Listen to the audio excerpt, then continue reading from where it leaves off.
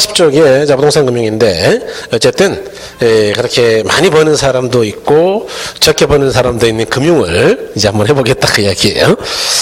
그래서 거기 첫 번째 보니까 이제 금융의 의인데 금융이란 자금 융통의 줄임말이다 그랬는데 뭐 이건 쉽죠. 금융이라는 게 자금 융통 자금을 뭐 빌린다라는 자금 융통에서 금융이란 말을 따왔다 그 이야기예요. 그래서 이렇게 줄임말이다. 차입자가 대출자로부터 자금 조달하는 방식을 말하고 반면 대출자는 이자 수입을 목적으로 차입자에게 자금을 대부하는 걸 말한다 그랬죠. 그래서 나중에 이제 시간이 많으면 뭐 이런 이야기도 하겠지만 이 금융에는 크게 두 가지로 나뉘어요. 직접 금융하고 간접 금융이 있다 뭐 이렇게 나누는데 그럼 이제 자금의 수요자하고 자금의 공급자가 직접 만나는 걸 우리가 직접 금융이라고 그래요. 반대로 자금의 수요자하고 공급자가 직접 못 만나서 자금 중개기관이 필요한 것들 대표적인 게 은행인데 이런 걸 우리는 간접금융이라고 합니다. 예컨대 자금의 수요자가 누구냐? 내 집 사겠다는 사람, 돈 필요한 사람이다 그 이야기예요. 자금의 공급자가 누구냐? 예금하는 사람이죠. 예금. 돈을 공급한 거 아니에요. 그랬더니 이제 이 남의 돈을 은행이 쫙 모아가지고 누군가에게 대출을 했다. 대출. 그럼 이제 대출을 해 줬으니까 이자를 받겠죠? 5%? 그러면은 예금자한테는 이자를 안 줘야 될까요? 줘야 될까요? 줘야죠. 한번 2% 주겠죠? 그러면 나머지는 자기가 갖는다 그 이야기예요. 그래서 그런 걸 예금하고 대출 사이의 차익이다. 그래서 예대 마진이다. 이렇게 이야기하는데 이와 같이 은행을 통한 걸 대부분 간접금융이라 그래요. 직접이요, 간접이요? 간접. 주로 우리가 공부하는 거죠. 직접금융은 뭐냐 하면 어떤 회사가 돈이 필요해요. 투자를 하기 위해서. 그럴 때 직접 주주한테 주식을 넘겨주면서 돈을 가져와요. 이게 이제 증권시장인데 그래서 주주를 통해서 자금을 조달한다. 이거는 중간에 은행이 개입하고 있어요, 안 하고 있어요? 이런 걸 직접금융이라고 그래요. 그래서 직접 자본 조달 시장이다라고 이야기하죠. 아니 증권사 있잖아. 증권사는 계산만 해주는 거예요. 거래를 도와주고 계산만 하는 거지 증권사가 중간에 받아가지고 뭐 지가 사고 말고 이런 건 아니에요. 그러니까 이건 직접금융이라 한다. 요거는 기왕 설명했으니까 직접금융, 요거는 직접이요 간접이요? 간접금융 뭐 이렇게. 그다음에 동그라미 이번에 부동산 금융이란 부동산을 취득 또는 개발할 때 필요한 자금을 융통하는 걸 말한다. 즉 부동산 거래와 화폐 지불 간의 시간적 괴리를 해결하기 위해 금융시장에 자금을 융통하는 것이다. 부동산 금융은 토지금융과 주택금융이 있는데 대종은 이제 주택금융이다. 대부분 주택을 담보로 한다 그런 이야기입니다. 그래서 이런 이야기다. 그다음에 이제 그 옆에 여러분 그 가로 3번에 주택금융 구별을 했는데 동그라미 1번에 주택소비금융이라는 거 있죠. 그다음에 동그라미 2번에 주택개발금융이라고 있죠. 자, 괄호 안에 보니까 소비금융에 뭐라고 써져 있어요? 저당대부다. 개발금융에 뭐라고 돼 있어요? 건축대부이다. 이제 여기에 시험에서 조금 써먹을 수 있는 부분이에요. 그래서 정리를 해보면 건축대부, 이제 공급자 금융이죠. 다음에 이제 소비금융 또는 수요자 금융, 저당대부.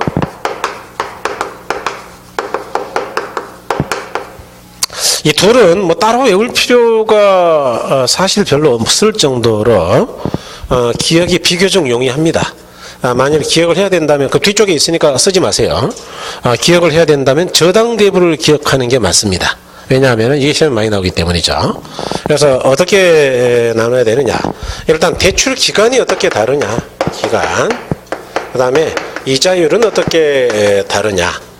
그 다음에 지급하는 방법은 어떻게 하느냐. 상환은 어떻게 이루어지느냐. 이렇게 네 가지 기준으로 제가 좀 설명을 드려볼게요. 일단 저당대부는 굉장히 장기입니다. 아시다시피 이제 주택담보대출은 20년, 30년 장기간이 많아요. 장기다. 그 다음에 이율은 서민대출이기 때문에 상대적으로 싸죠. 저리입니다. 그러니까 정책적으로 국가가 개입해서 저리를 유지하려고 노력하는 거예요. 서민을 위해서. 무주택 서민들이 주로 빌려가니까. 그 다음에 지급은 어떻게 하느냐. 집을 사야 되니까 1억 또는 2억, 1억 5천 일시에 줘야죠. 그래야지 집을 살려고 돈 좀 빌리러 왔어요. 얼마요? 1억이요. 그랬더니 1억을 10년에 1,000만 원씩 쪼개서 줄게요. 그러면 집을 살 수 있다고요? 없다고요? 그러니까 일시 한 번에 줘야 돼요. 그죠? 그럼 상환은 어떻게 되느냐. 아까 기간이 20년이다. 그리고 20년간 달달이 단계적으로 상환하는 겁니다. 그래서 이와 같이 단계 상환을 하더라. 건축대부는 정확하게 반대예요. 그러니까 저당대부를 잘 알면 기억할 것도 없어. 이거는 반대니까 단기겠네요. 단기. 이거는 절이가 아니고 골이겠는데요. 그 다음에 이거는 일시에 주는 게 아니고 단계적으로 주겠네요. 단계적으로. 그 다음에 상환은 이거는 단계가 아니고 그렇죠. 일시겠네요. 그래서 이렇게 반대다 그 이야기죠. 반대. 그러니까 저당대부는 외우기로 했잖아요. 오만 외우면 건축대부는 끝난다 그 이야기죠. 건축대부는 딱 한 번에 이야기 끝낼게요. 건축기간이라는 게 길어봤자 1년, 2년이죠. 그러니까 20년보다 장기예요, 단기예요? 건축업자는 돈 많잖아요. 돈도 많은데 뭐 하려고 싼 이자를 하겠어요? 이처럼 정책적으로 싸게 한다고요? 받을 만큼 받는다고요? 받을 만큼. 그래서 이렇게 이야기하면은 쉽게 이야기한 거고 좀 이론적으로 할게요. 위험과 수익은 비례한다라는 것 기억하고 계시나요? 투자자는 부담하는 위험이 크면 클수록 요구하는 수익이 작아진다 그랬어요? 커진다 그랬어요? 여기서 이제 투자자가 은행입니다. 돈을 빌려주는 거니까. 자, 은행 입장에서는 아까 건축이라는 게 위험이 크다 그랬죠? 망할 수 있다 그랬잖아요, 제가. 그러니까 건축은 위험이 크니까 요구하는 수익이 이자인데 이자가 싸야 될까요? 비싸야 될까요? 비싸야죠. 그러면 저당대부는 위험이 작단 말이냐? 그럼요. 왜냐하면은 담보가 설정돼 있잖아. 담보가. 이놈이 안 내면은 경매 넘기면 그만이에요. 그러니까 은행은 위험이 비교적 작기 때문에 고리요, 저리요, 저리. 그렇죠. 그래서 이렇게 보면 이론적이다. 그 다음에 요거는 공사 진척도에 따라 단계적으로 주는 거예요. 워낙 위험하니까 한 번에 안 줘요. 근데 건축 자금 대출이 15억이다.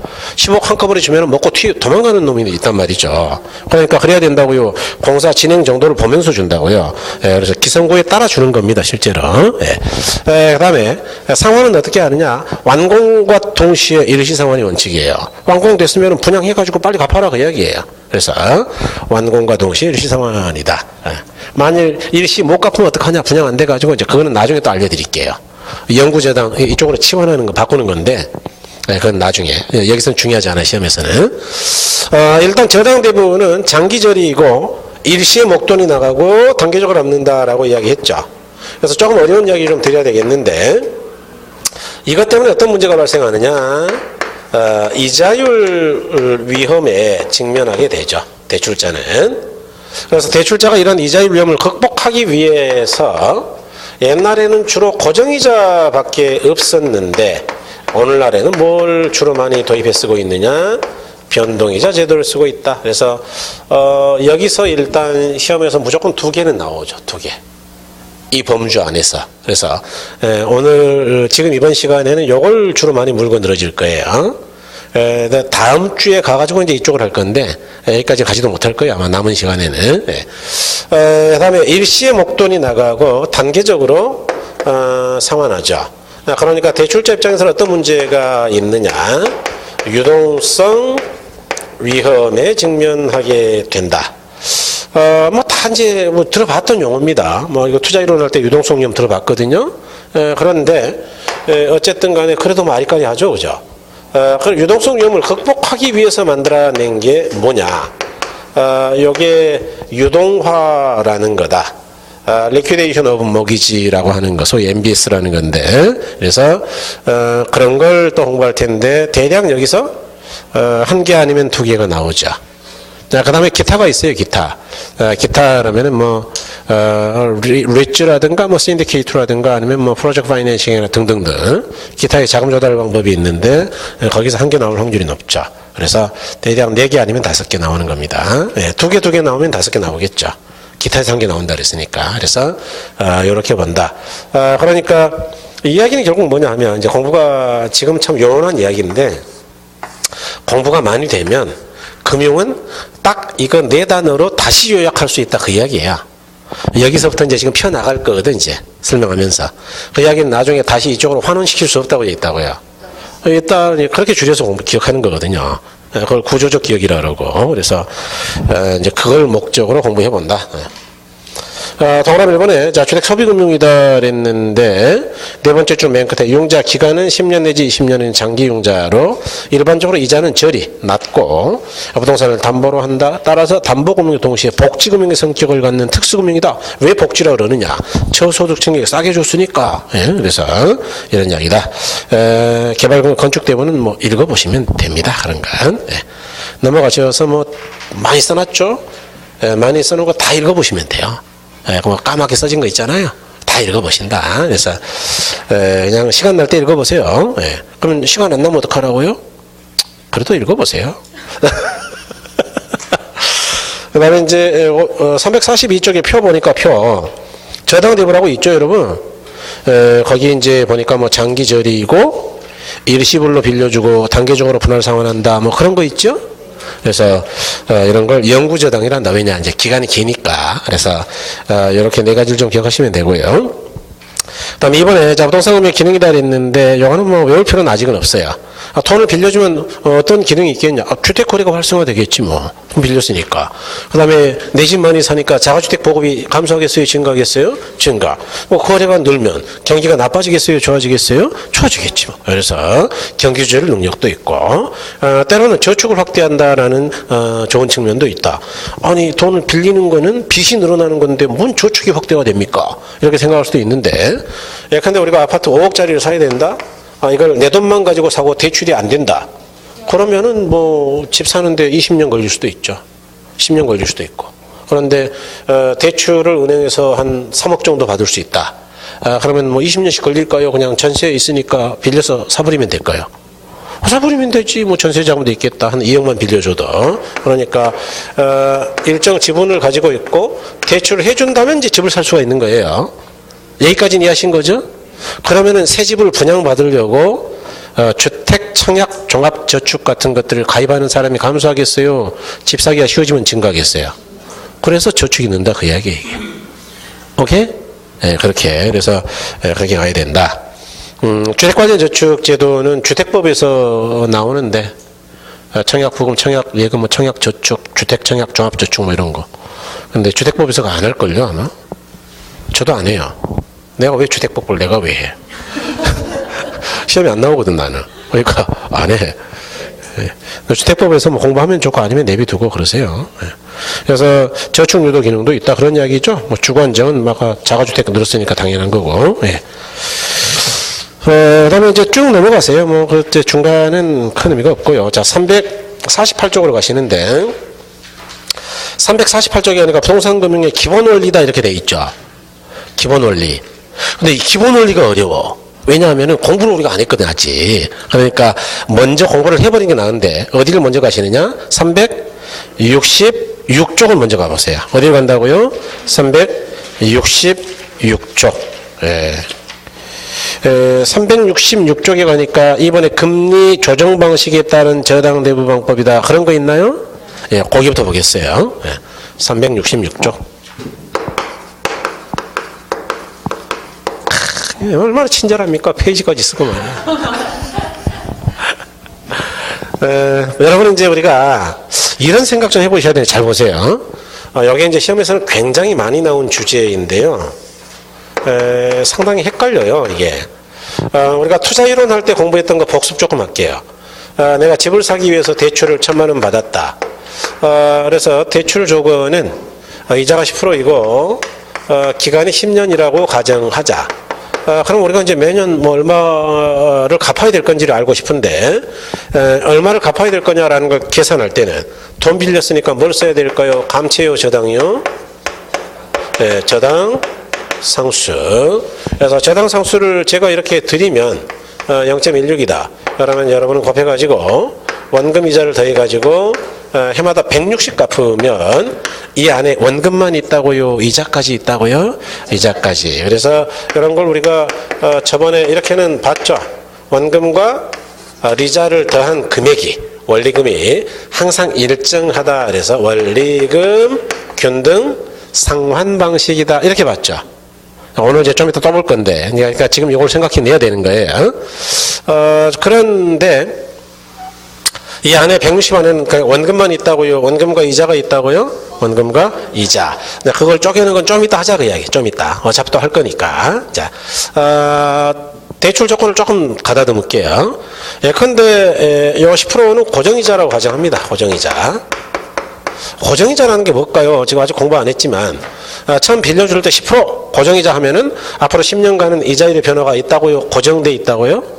그걸 고정이자라 그래요. 변동이자는 중간에 바꾸는 걸 변동이자라 하죠.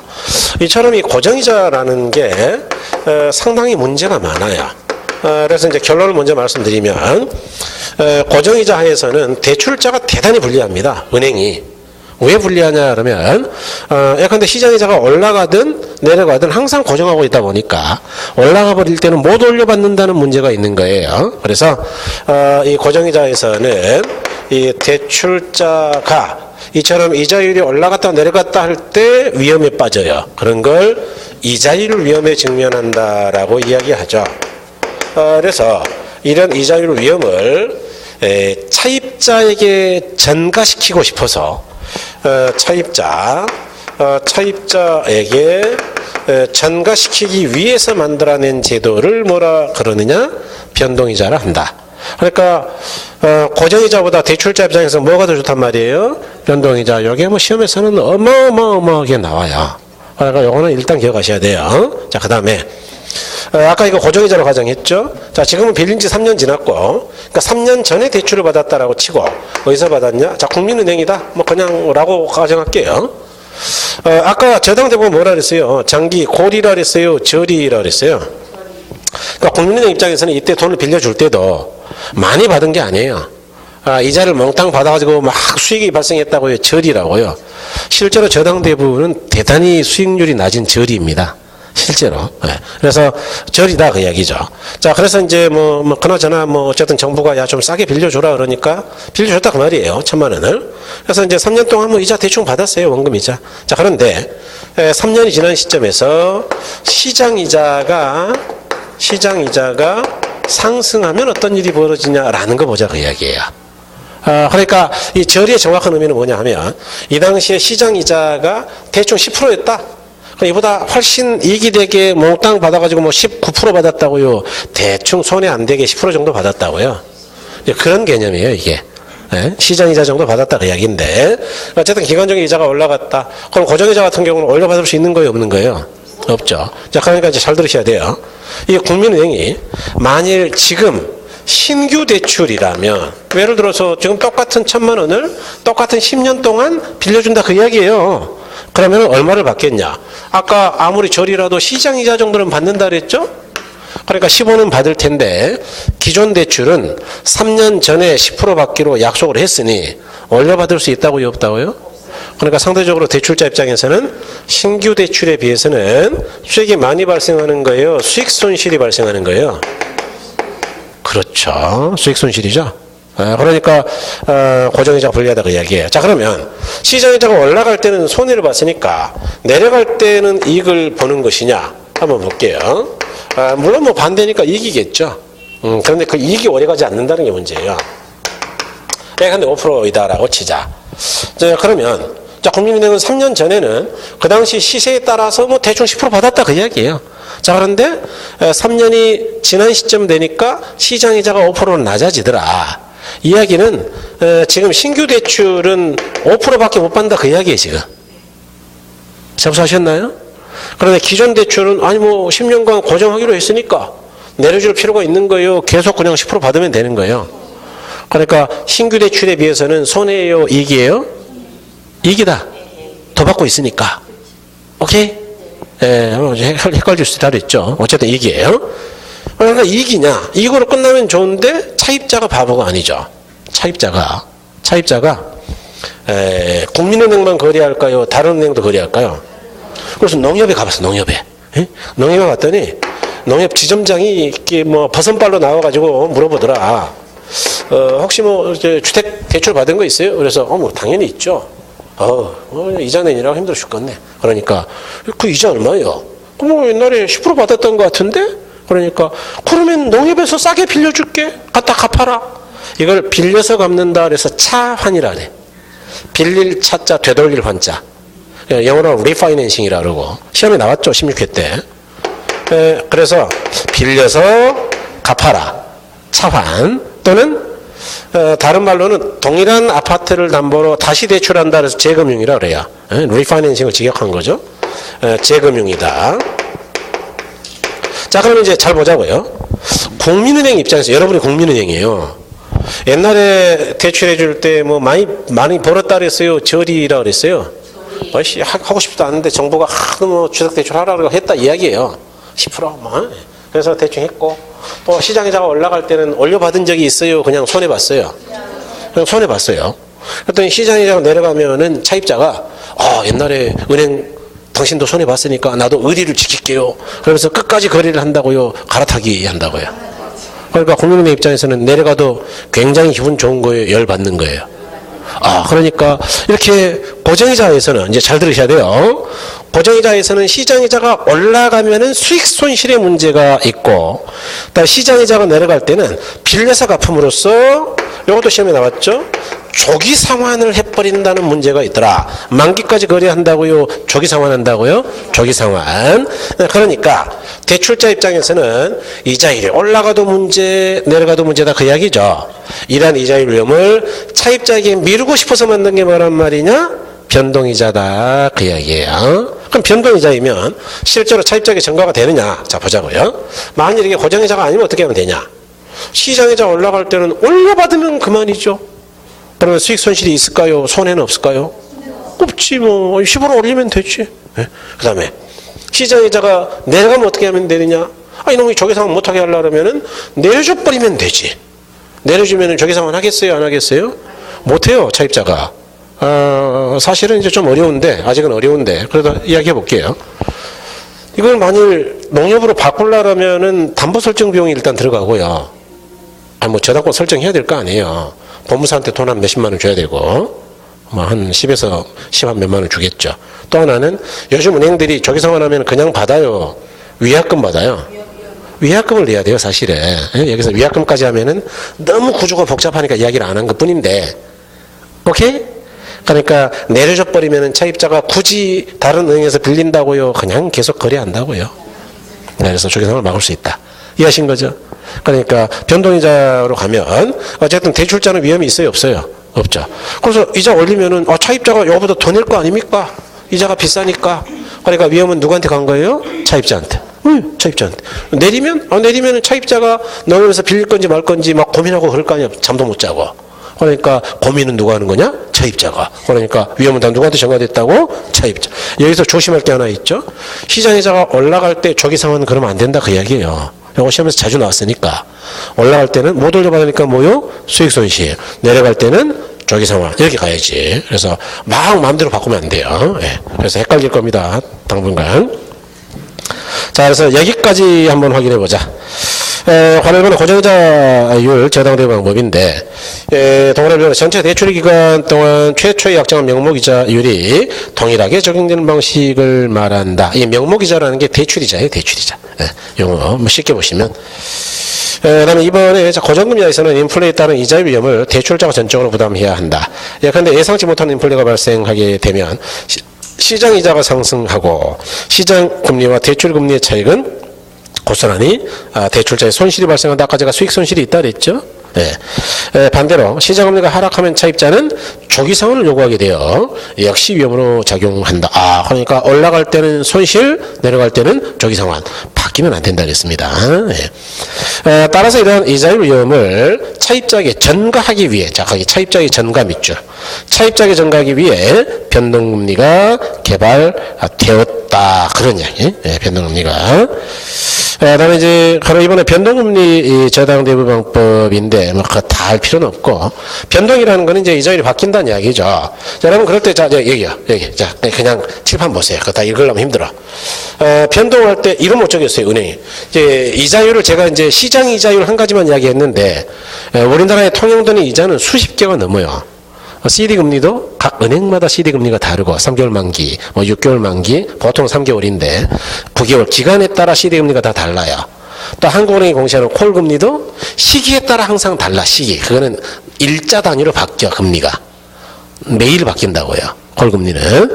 그런가 하면 국채금리, 1년 만기 국채금리, 3년 만기 국채금리. 국채금리도 국채 기간 종류에 따라 이자가 같다고요, 다르다고요? 달라. 기간이 길수록 일반적으로 이자가 높아요. 예.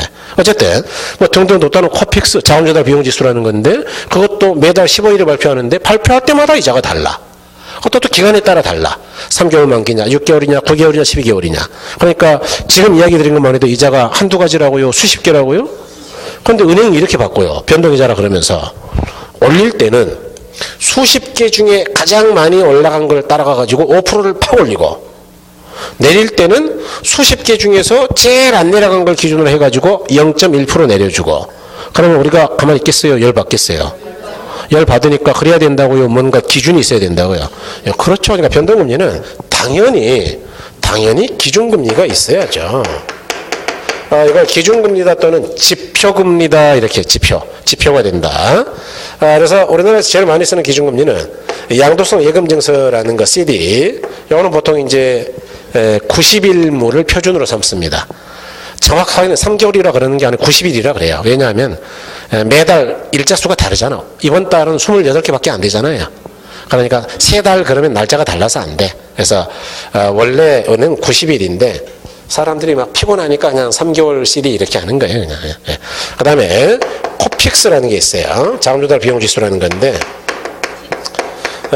오늘날 이제 우리나라는 이런 걸 많이 써요. 과거에는 이제 우리나라가 이제 CD 금리를 많이 썼던 게 콜금리도 썼고요. 콜금리는 나중에 이제 한번 설명할게요. 굉장히 복잡한 금리인데 나중에 할게요. 나중에. 이게 한국은 요즘은 안 쓰니까. 옛날에는 또 1년 만기 국채금리를 기준으로 하기도 있어요. 국채금리를 따라가기도 했는데 요즘은 이제 자기 은행에서 발행하는 CD 금리를 많이 따라갑니다. 여기 이제 시장성을 잘 반영한다 그래서 어쨌든 이런 걸 기준금리를 하고 여기다가 뭘 더하는 방식이냐, 가산금리를 더하는 방식이에요. 그래서 우리 책은 훨씬 정확하게 마이너스 우대금리까지 써놨는데 뭐 좋습니다만은 저는 뺄게요. 기억이 힘드니까. 우대금리는 가산금리의 일종이에요. 가산금리는 뭐냐 하면 더한다는 이야기죠. 더한다는 이야기인데 당연한 이야기지만 어떤 친구는 신용이 나빠. 돈만 빌렸다면 이걸 떼먹으려고 그래. 그러면 가산금리가 작아야 되겠어요? 몽땅 가산해야 되겠어요? 요즘은 신용에 따라 금리가 달라요. 그래서 이거는 신용이 나쁜 사람은 몽땅 더하고 신용이 좋은 사람은 몽땅이 작게요. 거꾸로 우대금리로 빼주기도 해요. 그러니까 우대금리는 마이너스 가산금리예요. 이게. 이해하신 거죠? 그러니까 복잡하니까 거기까지 기억할 수가 없다. 시험에서는 주로 이거 써먹으니까 이것만 기억하셔라. 그래서 이런 걸 변동금리로 한다. 그래서 변동금리인데 변동금리는 시장금리 변동에 따라 대출금리가 계속 변동한 형태로 대표적으로 CD 연동주택담보대출이나 코픽스 연동주택담보대출이 있다. 변동이자율 저당대비 방법은 이자율 변동 위험의 전부 혹은 일부를 대출자에서 차입자로 전가시키기 관련된 융자 제도이다. 즉 종래 고정이자율 저당대비 방법에서 이자율 변동 위험을 전적으로 대출자가 부담하는 약점을 보완하기 위해서 개발된 제도이다. 이렇게 그래서 이렇게 보시고 거기 이제 동그라미 1번의 초기 이자율은 조금 어려운데요. 이 초기 이자율은 조금 기억하자고요. 동그라미 2번은 설명했죠. 변동금리는 기준금리에다가 뭘 더하면 된다고? 가산금리. 그래서 우대금리까지는 기억 안 하셔도 된다 그랬어요. 여러분 여기요. 외우지 말고 동그라미 1번 자 한번 생각해보자. 우리가 아직 공부가 덜 됐어요. 아직은 어렵죠. 그런데 투자이론을 공부했기 때문에 이제 이런 이야기는 할 수 있죠. 여러분 대출자 입장에서 부담하는 위험이 크냐 작냐에 따라서 요구하는 수익이 달라지겠죠. 자, 그럴 때 고정이자는 아까 이자율 위험을 고스란히 누가 부담한다 그랬어요? 대출자. 그러니까 대출자 입장에서는 위험이 큰 거죠. 변동이자는 누구한테 전가한다 그랬죠? 그러니까 대출자 은행 입장에서는 위험이 큰 거예요. 다 줘버렸으니까 작은 거예요. 그러면 위험과 수익이 비례한다 그랬으니까 부담하는 위험이 클수록 요구하는 수익이 이자인데 낮은 이자를 요구하겠어요? 높은 이자겠어요? 높은 이자. 그 다음에 부담하는 위험이 작을수록 요구하는 이자가 낮겠죠? 높은 이자요? 낮은 이자요? 낮은 이자. 그러니까 똑같은 1억을 오늘 점심 때 한번 해보세요. 아무 은행이나 가가지고 내가 아파트 담보로 1억을 빌릴 건데 고정이자 얼마, 변동이자 얼마 물어보시면 항상 변동이자가 조금 싸요. 이해하셨나요? 중간에 이자율이 올라가면 역전될 수는 있는데 빌리는 시점에서는 항상 싸. 초기에는. 오케이? 한 0. 몇 프로 정도 싸요. 0.2 정도. 그 시험이 잘 나옵니다. 동그라미 초기 이자죠. 초기 이자율은 유용자 당시 시장상황 장래 이자율을 예상하여 설정하고 초기 이자율이 상환 기간 동안 이자율이 변동이 없는 고정 이자율 유용자보다는 낮은 것이 보통이다. 그러니까 변동이자가 높다고요, 낮다고요? 낮다. 기억하셔야 됩니다. 그래서 요 정도까지면은 이제 시험에 대한 것들 거의 그래도 대응이 된 거예요. 그다음에 그 옆에 있는 것들은 나중에 또 공부하기로 하고. 여러분 그 뒤에 가시면 가격 수준 조정 저당이 있는데 이거는 아직은 언감생심 거의 불가능한 거예요. 이거. 지금 이제 기본이 안 되면 그 뒤에 것도 마찬가지. 기타에 저당되면 시험에 잘 안 나오거든요. 그런 거. 신경 쓰지 마세요. 제가 그냥 하자는 대로 오시면 돼. 그 다음에 어디로 가시느냐 그러면은 앞으로 조금 넘어갈 건데 361쪽으로 가보세요. 361쪽.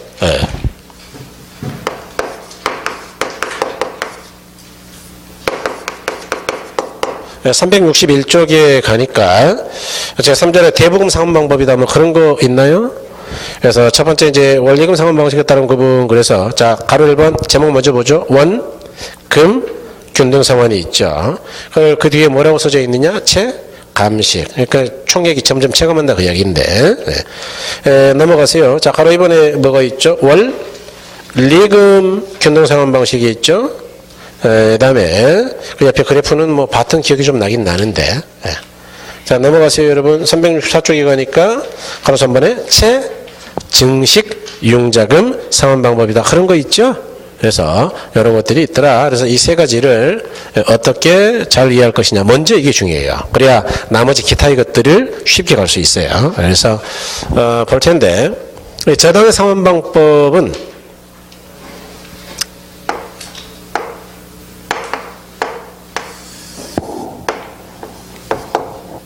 자 일단 1,000만 원을 빌렸다 가정하고 대출 기간은 10년이라 가정합니다. 이자율은 10%라고 가정을 하고요. 대출 기간은 10년이다. 10년. 그럴 때 우리가 원리금을 갚는 방법에는 크게 세 가지가 있는데 첫 번째로는 방금 보신 것처럼 원금 균등이라는 게 있다. 원금 균등 상환 방식이죠. 우리가 갚아야 되는 거는 당연히 돈 빌린 거 원금 갚아야죠. 이자 갚아야죠. 원금 이자를 더한 걸 원리금 합계액이다라고 해서 계라고 줄일게요. 다음에 두 번째는 원리금 균등 상환 방식인데 이거는 말 그대로 원금하고 이자를 더한 게 균등하다 그 이야기죠. 그래서 이것도 당연히 원금 갚아야 되겠죠. 이자 갚아야 되겠죠. 합계액을 갚아야 되겠죠. 다음에 체증식이다. 다른 말로 점증식이다라고도 하는데 시험에서는 점증식이라는 말도 좀 썼어요. 점점 증가한다 그 이야기죠. 그래서 이것도 우리가 뭐 원금 갚아야 될 것이고 이자 갚아야 되겠죠. 그 다음에 합계액을 갚을 거예요. 자 보세요. 일단 요거부터 보죠. 원금 균등 그럼 뭐가 일정하단 말이냐? 그러네요. 그죠? 원리금 균등 그럼 뭐가 일정할까요? 합계액이. 체증식 그럼 뭐가 증가할까요? 뭐 원금이에요? 이자예요? 합계액이에요? 말 안 해도 합계액이죠 이거. 은행에 내는 돈이 점점 감소해요? 증가요? 증가. 그 이야기예요. 그죠? 그래서 이런 건데 일단 여기서 가장 오래되고 가장 많이 쓰이는 게 이겁니다. 이거. 원리금 균등 가장 오래된 방식이에요. 이거는 이미 투자 이론에서 다 했던 이야기죠. 다 했어요 지금. 그러니까 투자 이론의 복습에 불과한 건데 요거 합계액을 먼저 계산하는데 그럴 때 뭘 쓴다 그랬느냐. 돈 빌렸으니까 감채요 저당이요? 저당 상수. 그러면 이제 0.16 상수 곱하면 해마다 160을 은행에 갖다 주면 이 안에 원금과 이자가 상환된다 그랬죠. 그럴 때 이 160 안에는 원금만 있다고요? 원금과 이자로 나눌 수 있다고요? 원금과 이자. 기억나시나요? 자, 원금과 이자로 쪼갤 때 계산 문제 나온다 그랬는데 쪼갤 때는 뭘 먼저 계산한다 그랬어요? 그것만 기억하면 되는데 원금 해버릴까 이자 해버릴까? 그럼 부른 대로 할게요. 안 불러주시면 계산 안 하고. 뭐? 찍어보면 둘 중에 뭘 먼저 계산한다? 이자. 예. 좀 얼른 이야기하시지. 다 알고 있으면서. 진짜. 이자 계산이 먼저다. 이건 무조건 기억해야 돼. 이거 기억 안 하면 큰일 나요. 그러니까 이자는 그럴 수밖에. 우리가 알고 있는 건 빌린 돈하고 이자율밖에 몰라요, 지금. 그러니까 원금을 계산할 방법이 없어. 자, 1000에 10%. 그게 뭔데요? 이자. 100만 원. 자, 그럼 여기서 이자 100만 원 뺀 나머지가 60인데 60은 뭘 갚았단 말이냐? 원금. 그럼 이제 1000 빌린 데서 60 갚았으니까 남은 게 940. 이해하셨나요? 그럼 두 번째는 1000에 대한 이자라 그랬어요. 갚은 거 빼고 940에 대한 이자라 그랬어요. 그렇죠. 940에 10%. 그래서 94. 그러면 은행에 160 갖다 준 거예요. 여기서 94가 이자면 나머지 66은 도대체 뭘 갚았냐 그 이야기예요. 요거는 원금. 원금. 자, 그러면은 66을 까 나갔으니까 이제는 빌린 돈이 1000만 원이에요. 940이에요. 874만 원이에요. 874. 계산은 제가 한다 그랬으니까. 네, 맞아요, 계산. 네. 그러면 세 번째 이자는 어떻게 하느냐? 874, 20%이다. 이해하신 거죠? 그러면 87.4인데 제가 이런 거 계산할 때는 소수점을 놔둔다 그랬어요? 버린다 그랬어요? 버린다. 무조건 버린다 그랬어요. 그러면 이 중에 87이 이자다 그 이야기죠. 그럼 나머지 73은 뭘 갚은 것이냐? 73은 원금. 이해하셨나요? 자, 그러면 여기서 73을 빼버리면 남은 게 얼마냐? 800이다. 라고 할 수 없을까요? 있을까요? 얘기했죠. 소수점 고려하면 800.4 나와요. 800이지 뭐 버려버리면. 네. 그래서 이와 같이 10년을 계산할 수 없다고 있다고요? 있다. 그래서 투자 이론할 때 이제 이걸 연습해 보셔야 된다라고 이야기를 드렸는데 아마 해봤을 수도 있고 안 해보셨을 수도 있을 거예요. 그래서 안 했으면은 오늘 하셔야죠. 언제 한다고요? 오늘. 이거는 언제든 연습을 해야 돼. 안 하면 이제 이 안에만 여러분 기출 문제가 거의 계산 문제까지 하면 한 17개, 18개 걸려있죠. 이게 안 걸 일이라고 저는 생각하지 않아요. 무조건 나온다. 이런 거. 그러니까 연습하셔야 됩니다. 그 다음에 원금 균등은 아주 쉬워요. 보세요. 원금 균등은 원금이 균등하려면 어떻게 하면 되냐. 빌린 건 1000이고 10년 동안 갚으면 돼요. 그럼 10분의 1씩 갚으면 되겠네.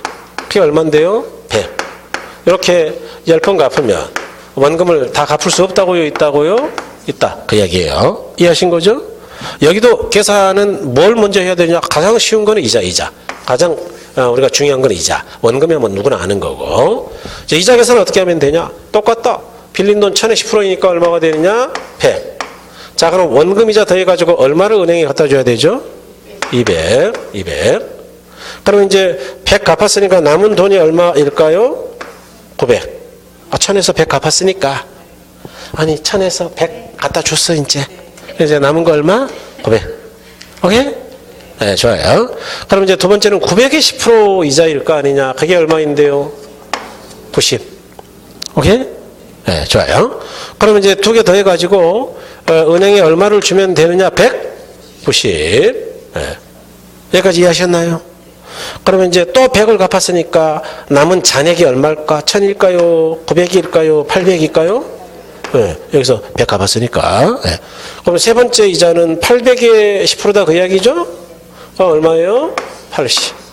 네, 그러면 합해서 은행에 얼마 갖다 주면 되는 거예요? 180. 네. 그럼 이제 이렇게 해서 9번 갚았다 치자. 9번. 그럼 이제 9번을 갚으면 얼마 남았겠어? 잔액이요? 100만 원. 이해가 되셨나요? 그럼 마지막은 남은 100만 원에 대한 10% 이자 내는 거죠? 그게 얼마인데요? 네, 그래서 합해서 얼마 내면 되는 거예요? 그러면 남은 것까지 다 갚았다가 이야기죠. 이해하셨나요? 진짜? 네, 좋아요. 일단 이거 사진 하나 찍으세요. 강의 노트나 요약집에 다 있으니까 조금 이따 기다리면 나오니까 이따가 찍으세요. 이따가 안 지울게. 일단 확 지우거나 그러지 않을게요. 예. 혹시 지우면 다시 써드릴게. 뭐 까실까. 그 다음에 이제 체증식입니다. 체증식. 체증식은 이렇게 가는 거죠. 점점 증가한다는 이야기는 여러분, 자, 보세요. 그러니까 그냥 외우는 게 아니에요, 이게. 외워서 되지도 않아요. 다양한 형태로 문제를 비교하는데 외워서 못 맞힌단 말이죠. 예컨대 이렇게 비교해요. 초기는 이쪽입니다, 이쪽. 후기는 이쪽이고. 초기에는 원금 상환이 얘가 더 많으냐, 얘가 더 많으냐, 이런 걸 비교해. 아니면 얘랑 비교하거나, 아니면 잔액을 비교하거나, 합계액을 비교하거나, 이자를 비교하거나, 비교할 게 무려 24가지예요. 초기에 12가지, 후기에 12가지. 그러니까 그걸 외워서 해결되는 게 아니야, 이게. 이해하신 거죠? 그러니까 외운다고요? 이해를 먼저 한다고요? 이해. 어떻게 이해하느냐? 체증이라는 거는 똑같은 1,000만 원을 똑같은 이자로 똑같은 10년간 갚는 방법인데 점점 증가한대요. 은행에 내는 돈이 점점 증가한대요. 그 이야기는 뭐냐 하면 가장 일반적인 원리금 균등, 즉 해마다 맨날 똑같은 거 내는 원리금 균등에 비하면 초기에는 많이 내야 되겠어요? 증가하려면 적게 내야 되겠어요? 그러겠죠. 아니 처음에도 많아가지고 170인데 점점 증가해서 300이 되면 1,000만 원만 갚는 거예요? 1,000보다 많이 갚는 거예요? 이건 많이 갚는 거죠. 이해하셨나요? 그러니까 처음에는 얘보다 작아야지 당연히. 나중에는 얘보다 작다고요? 많아야 된다고요? 그게 체증이지 원리가. 오케이? 그렇게 이해하고 들어가야 된다 그 이야기예요. 그래야지 무작정 외우니까 문제를 못 풀어 이게. 뭐 외워지지도 않으면서. 예. 나중에 물론 외우는 것도 알려드려요 또. 나중에 한 7월 달쯤 가면은 이제 뭐 외우는 거 난리를 칩니다. 다 외우대요 뭐 보니까. 여기는 이제 80에서 시작한다. 얘보다 작죠? 점점 증가하니까 뭐 이렇게 증가할 거 아니에요. 100, 120, 뭐 150, 뭐 200 하다가 나중에 300까지 이렇게 증가할 거다 그 이야기예요. 오케이? 네, 좋아요.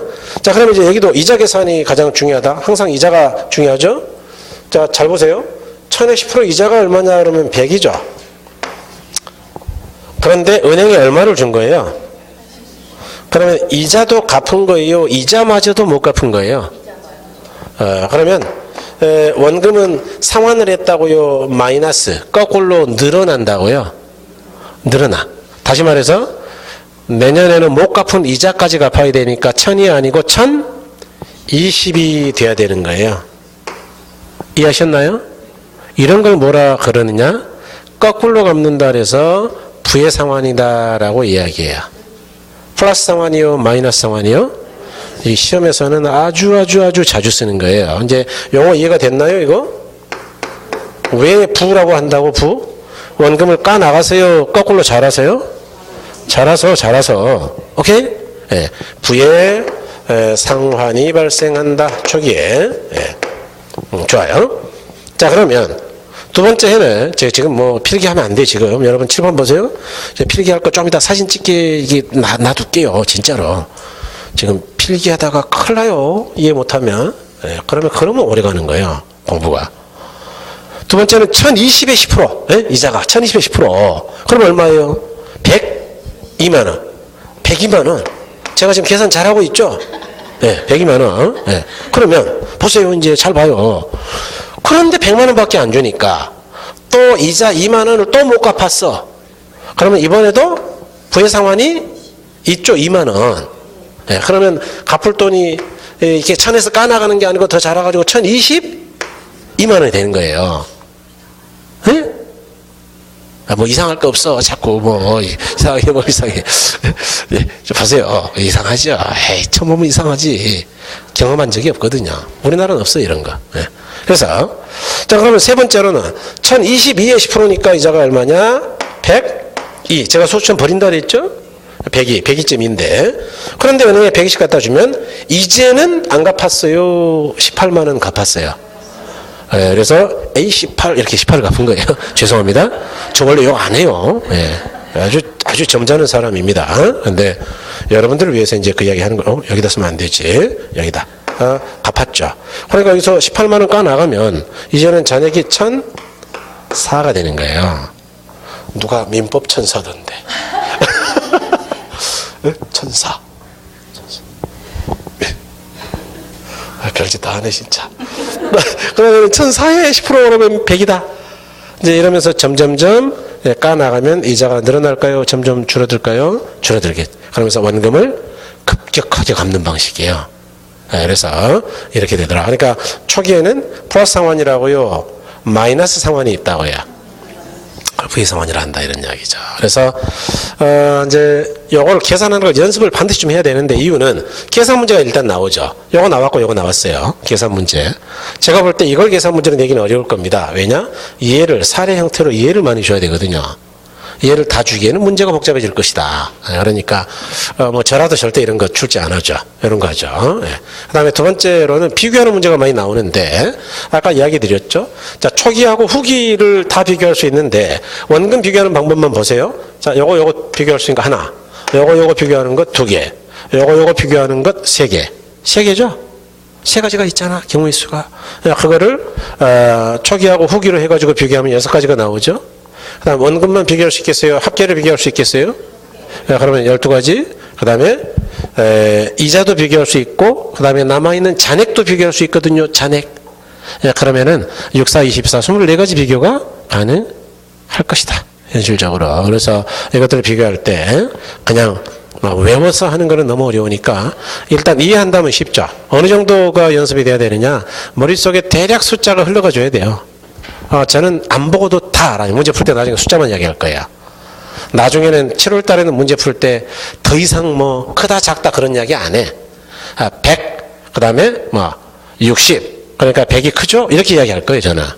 100 마이너스 20, 그러니까 100이 크죠? 이렇게 이야기한다고요, 원금. 이해하셨어요? 잔액도 그렇게 이야기할 거야. 여기는 900, 여기는 940. 그러니까 이쪽이 크죠? 이렇게. 오케이? 그럴 때 숫자로 이야기했는데 못 따라오면은 그건 이제 공부가 안 된 거예요. 그래서 연습이 돼야 된다. 이해하셨죠?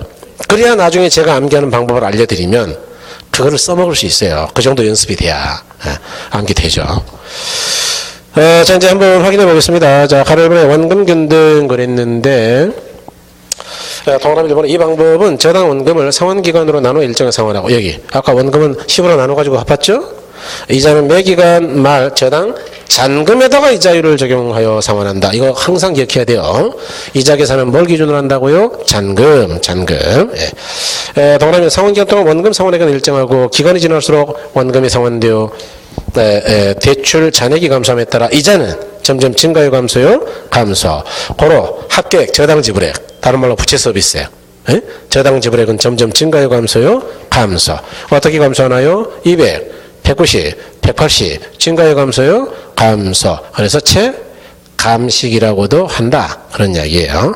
자, 이제 우리가 원론적으로 파서 보니까 이해 안 되는 거 하나도 없죠? 계산 됐어요, 일단. 그럼 뭐 그거 외우는 게 중요한 게 아니야. 공식 필요 없고 할 줄 알면 돼. 이해하신 거죠? 뭐 공식 외우지 마세요. 안 나와, 시험에. 동그라미 4번 원금 균등 그랬죠. 기업번의 원금 균등 상환 방법은 원리금 균등 상환 방법에 비해 대출 초기에 차입자의 원리금 상환 부담이 큰 편이다. 이런 게 시험에 났단 말이죠. 원리금 상환 부담 그러면은 합계액이 합계액. 초기에 얘는 200이고 이쪽은 160이니까 작아요, 커요? 커. 이런 이야기죠. 200과 160. 요거. 오케이. 합계액. 그러면 누군지를 잘 알고 지금 비교를 해야 되는 거예요. 즉 원금 균등 상환 방법은 원리금 균등 상환 방법보다 대출 기관의 원금 회수가 빠른 편이다. 여기 원금 회수가 빠르다는 이야기는 얘는 첫해 100을 회수했어요. 얘는 100이요, 60이요? 60. 그러니까 회수가 빠르지 뭐. 그래서 회수가 빠른 편으로 대출 기관의 원금 회수 위험이 적은 편이다. 그러면 나중에 이자율도 나중에는 설명할 수 있겠네요. 위험이 적으니까 상대적으로 낮은 이자이다라고. 그건 나중에 할게요. 나중에. 지금 안 하면 못해요. 나중에 정리해 드릴게요. 지금은 원리만 아는 게 중요하다. 그 다음에 가로 2번에 원리금 균등 상환 방식이죠. 그래서 균등지불 저당이다라고도 하는데, 이 방법은 매기간 원금과 이자의 합계가 균등한 방법이다. 즉 저당 지불액 원리금이 균등하다, 그 이야기죠. 동그라미 2번에 상환기간 동안 매기의 원리금이 균등하지만 원리금에서 원금과 이자의 구성 비율은 시간의 경감에 따라 달라진다. 기간 초에는 이자 지불액이 많고 원금 지불액은 적지만 기간 말에 가까울수록 이자 지불액은 점점 적어지고 원금 지불액은 점점 많아지는 방법으로 대출 만기 이래에는 대출 원금이 완전히 상환되고 현재 가장 많이 사용하는 방법이다. 뭐 지금까지 이해 못할 거 하나도 없죠. 여기요. 이거 그래프에 대한 이야기죠. 이거 투자 이론을 다 했던 이야기예요. 기간 초기에는 전체 160 중에 대부분이 뭐란 말이냐? 이자. 대부분이 이자다. 이자. 원금은 많다고요? 적다고요? 적다. 그러니까 복습만 되면 이거는 당연히 다 알고 있는 이야기죠. 지금 뒤로 갈수록 이자는 점점 증가요? 감소요? 감소. 원금이 차지하는 건 감소요? 증가요? 증가. 그 이야기예요. 접수하셨나요? 지금 설명이 그거밖에 없어요. 지금 나온 게. 예. 그 다음에 동그라미 4번에 기억본 보시면 4번도 볼까요? 자, 원리금균등상환의 특징을 했는데 원리금균등상환 방법은 매기 상환액이 일정하므로 차입자의 소득이 일정한 경우에 적합한 방식이다. 뭐 이런 것도 간혹 시험에 나와요. 그러니까 가장 많이 쓰는 방법이고 가장 이해가 쉬워. 왜냐하면 우리가 맨날 냈던 게 이거밖에 없거든요. 예. 기억반에 원리금균등상환 방법은 원금균등상환 방법보다 차입자의 초기 상환 부담이 큰 편이다. 이거 뭔 말입니까 도대체? 예? 차입자의 초기 상환 부담이 적은 편이다. 이게 뭔 말이에요? 상환 부담이 뭘까 이거? 원금이에요? 합계액이에요? 그러니까 이런 게 어려운 거예요. 여러분이 이제 이런 데서 못 맞춰요 주로. 은행에 내야 되는 상환금이 뭐예요? 원금만 상환하는 거예요? 합계액이에요? 그러니까 초기에는 합계액 상환 부담이 얘가 더 크고 원리금 균등은 크다고요? 적다고요? 그러니까 적은 편이다. 예. 상환 부담이. 그래서 읽으면서 누군지를 잘 생각한다 그랬죠. 그다음에 니은번 원리금 균등 상환 방법은 원금 균등보다 대출의 원금 회수 속도가 느리다. 뭐 아까 했던 이야기고 따라서 대출자 측면에서 볼 때 원금 회수 위험은 원리금 균등 상환 방법이 원금 균등보다 상대적으로 크다. 얘는 100씩이나 회수했는데 얘는 60밖에 못했으니까 회수가 느리다 그 이야기예요. 위험이 크다. 오케이? 그러니까 그냥 읽어서 될 일이 아니에요. 이해하면서 가야지. 그냥 읽어봐야 아무 도움 안 돼요. 노동일 뿐이죠. 점수에 전혀 도움이 안 된다. 이해를 못하면. 100번 읽어서 뭐 이해를 못하는데. 그러니까 깨부셔야 된다. 하나씩. 그 다음에 넘어가서 가로선 번의 체증식이죠. 체증식. 이 방법은 저당 지불액을 대출 초기에는 극히 낮춰주고 차입자의 소득이 증감에 따라 상환 금액을 점차 증가시키는 형태로 점증식이라고도 한다. 그래서 이번 이거 엄청 많이 나왔어요. 미래 소득 증가가 예상되는 젊은 저소득층이나 주택 보유액이 짧은 사람에게 적합한 방법이다. 그 뒤쪽은 아직은 어려워. 보유기간이 왜 짧아야 되는지는 그건 천천히 하기로 하고. 어쨌든 이거는 상대적으로 누가 유리하냐 그러면은 나이가 많은 노년층이요, 젊은층이요. 당연하죠. 보세요. 이게 이제 어떤 방식이냐 하면 우리나라에는 없어요. 이게. 미국에서는 이제 사용하고 있다고 알려져 있는데 미국도 많이 안 쓸 겁니다. 이거는 똑같은 돈을 빌렸을 때 A는 200을 갚아요. 얘는 160 갚죠. 근데 얘는 80밖에 안 갚죠. 그러니까 초기에는 갚는 금액이 많아요, 적어요. 그러니까 이제 젊은 층은 초기에는 월급이 얼마 안 돼요. 그러니까 집은 사야 되잖아요, 젊은 사람도. 아니, 결혼하면 집은 사야 될 거 아니에요? 그러니까 이렇게 빌릴 수만 있다면 월급 작을 때는 작게 갚고 대신 젊은 층은 나이가 먹으면 먹을수록 소득이 감소하는 거에 일반적으로 증가하는 거예요. 그렇죠. 그러니까 앞으로 소득 증가가 예상되는 젊은 층의 경우에는 대단히 유리한 방식이다 그 이야기예요. 소득이 늘면 많이 내라. 이해하셨나요? 오케이? 네, 좋아요. 조금 쉽게 설명을 할까? 그것도 어려운 이야기인데. 아까 보유예정 기간이 짧아야 된다는 이야기는 뭐냐? 이거는 만일 내가 집을 사가지고 1년 안에 집값이 올라간다고 하면은 가장 좋은 방법은 세 가지 중에 당연히 체증식이에요. 왜냐하면 체증식은 은행에서 돈을 똑같이 1000억 빌렸든 뭐 100억 빌렸든 간에 똑같이 빌렸을 때 상대적으로 많이 내는 거예요? 적게 내는 거예요? 적게 내고 나중에 집값 올라가면은 빌린 것보다 더 갚으면 돼. 아니 집값이 2배 뛰면 그때 팔아가지고 줘버리면 되잖아요. 그러니까 몽땅 빌려도 크게 부담이 없는 거예요. 내는 게 작으니까. 이해가 됐을까요? 사실은 더 어려운 이야기인데 지금 돌려 설명한 건데, 그러니까 내가 5억짜리 집을 사가지고 더블로 뛸 것 같아. 나는 돈이 없어요. 그럴 때 4억을 빌렸는데 이렇게 갚으면 뒤진다, 죽는다. 이거 왜냐? 많이 내야 되니까 4억씩 빌리면 이건 4배 내야 되니까 막 800씩 내야 돼. 오케이? 그런데 이렇게 하면은 4, 8이 30이 뭐 320밖에 안 되니까 대충 버티다가 에라 뭐 집값 올라가면 다 줘버리자. 불가능 가능해요. 800보다는 쉬운 방식이지. 이해하셨어요?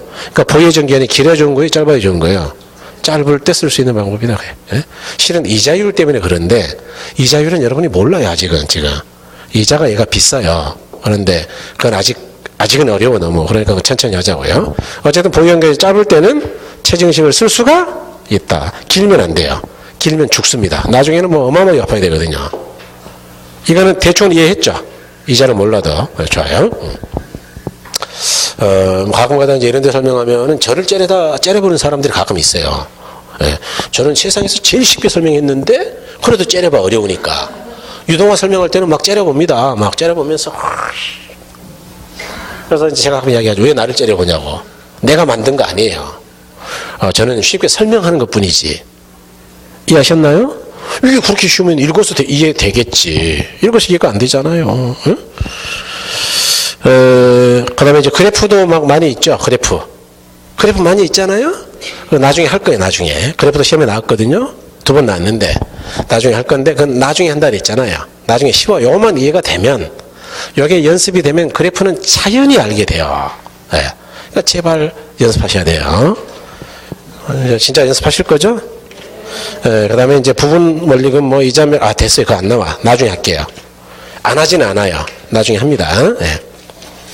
그 다음에 이제 어디를 여러분 가보시냐 하면 348쪽으로 가보세요. 348쪽. 예. 348쪽에 가니까, 자, 부동산금융의 기본 원리다. 그래가지고, 이제 아까 안 했던 거 있잖아요. 예, 드디어 이제 기본 원리에 왔어요. 예. 융자 비율이다 그랬는데, 여러분, LTV는 많이 들어봤죠, 이거? 예? 융자 비율. 에이, 진짜, 여러분. 이거 했잖아요, 이게.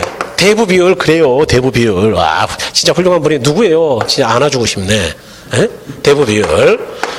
영어로 나올 때는 T는 나누면 된다 그랬어요. 나눠버리자.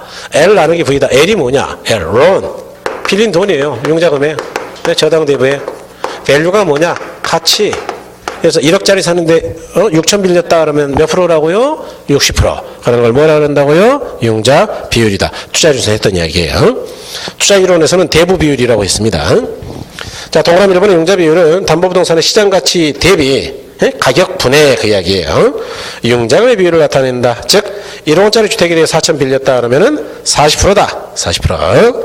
2번은 당연한 이야기죠. 융자 비율이 높으면 높을수록 원리금 상환 부담이 커지므로 채무 불이행 가능성도 낮아진다고요? 높아진다고요? 높아진다. 그 다음에 바로 이번에 융자 원금과 잔고인데, 여러분 여기 보세요. 여기. 자, 여기는 융자 원금이 얼마냐? 1000. 자, 1년 갚고 났을 때 잔액이 얼마냐? 60 갚으면 얼마예요? 940. 아까 제가 여기 썼던 거 지금 지웠지만 그런 걸 융자 잔고라 그래. 잔고. 원금 알고 잔고 알고 됐죠 이제? 그래서 요거 뭐 더 이상 필요 없죠.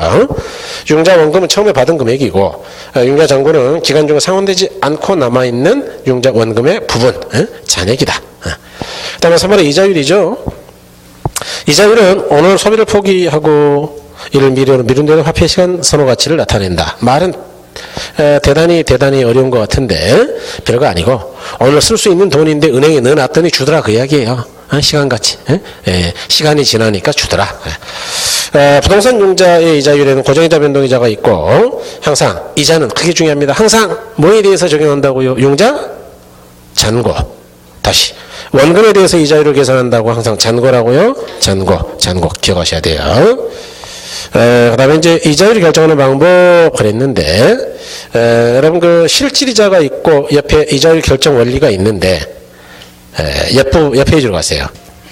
그래서 대출시라고 박스 안에 있죠. 대출시 박스 안에 명목이자 이꼴 실질이자에다가 예상 인플레를 더한다 그거 있죠.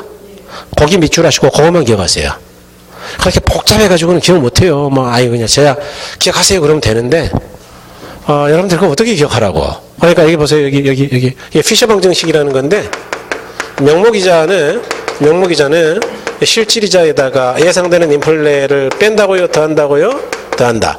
제가 저번에 투자 이론할 때 잠깐 이야기를 드렸어요, 사실은. 이거를. 그래서 피셔 효과라는 거 할 때 요구 수익률은 무이업률에다가 위험할증률을 더하고 예상되는 인플레가 있으면 인플레만큼 더 달라 그러니까 뺀다 그랬어요? 더한다 그랬어요? 더한다.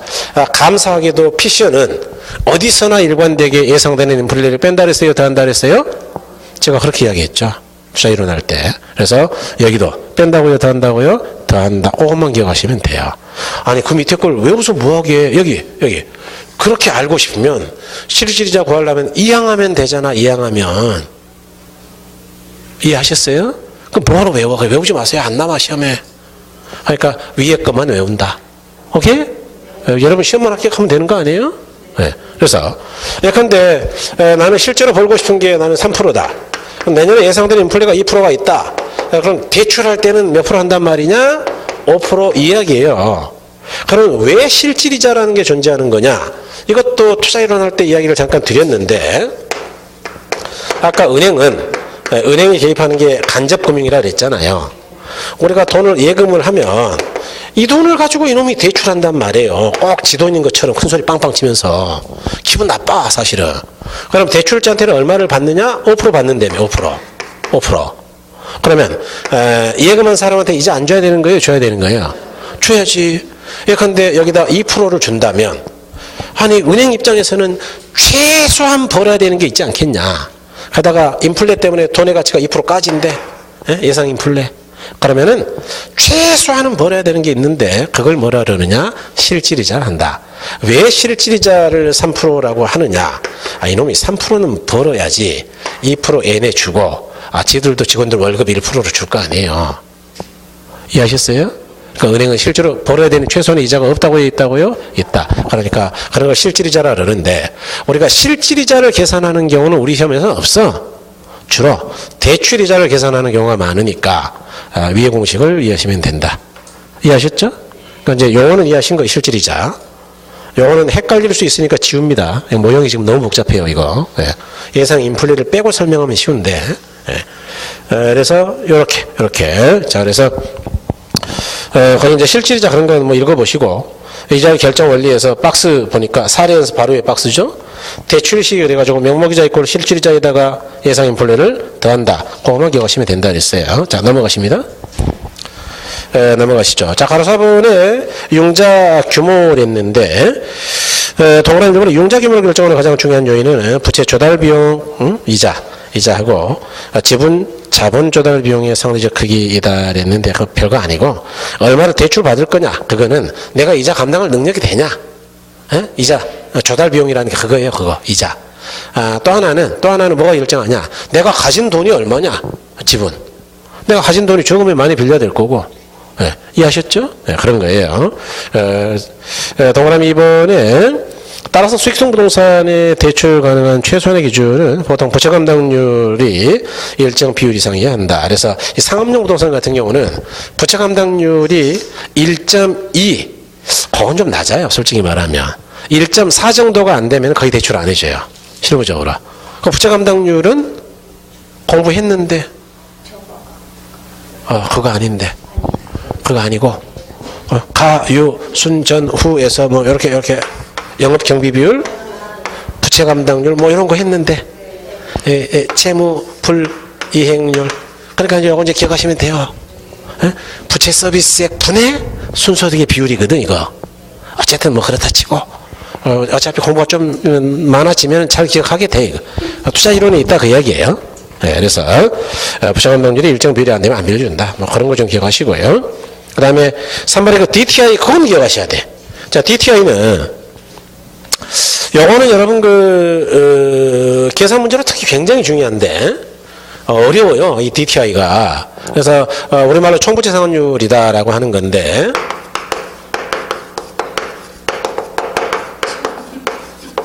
와 이거 어렵죠.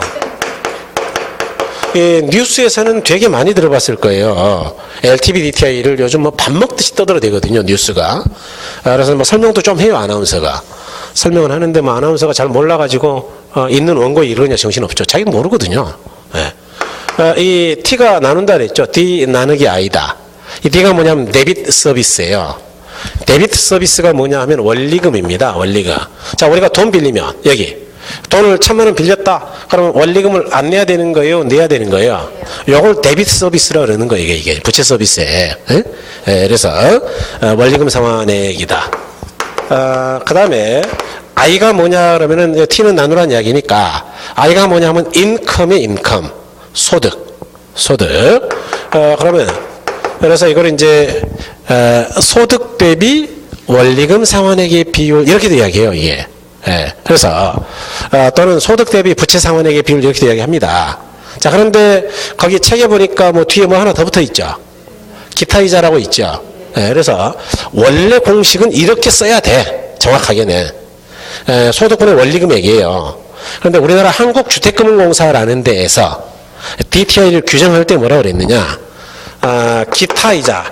옛날에 빌린 돈에 대한 이자가 있다면 기타 이자까지를 포함해서 상환액으로 해야 되겠다라고 규정을 한 거예요. 그래서 우리나라는 소득분의 원리금하고 기타 이자를 더한 거의 비율이다 이런 이야기예요. 자, 그러면 이제 설명을 드려볼게요. 어떤 사람의 연봉이 5천입니다. 연봉이 5천만 원이에요. 그럴 때 총부채 상환율이 지금 일반적으로 40% 아닌가요? 40%라는 이야기는 뭔가요?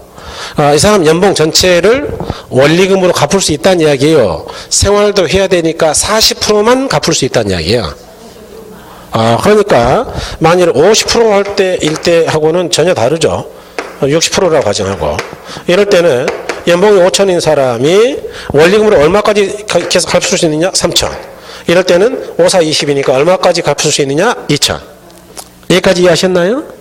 자, 기타 이자는 없다 치자. 그러니까 이 사람이 그 전에 이 아파트를 담보로 빌린 돈 없어요. 오늘 처음 빌린다. 그럼 기타 이자는 제로네. 오케이?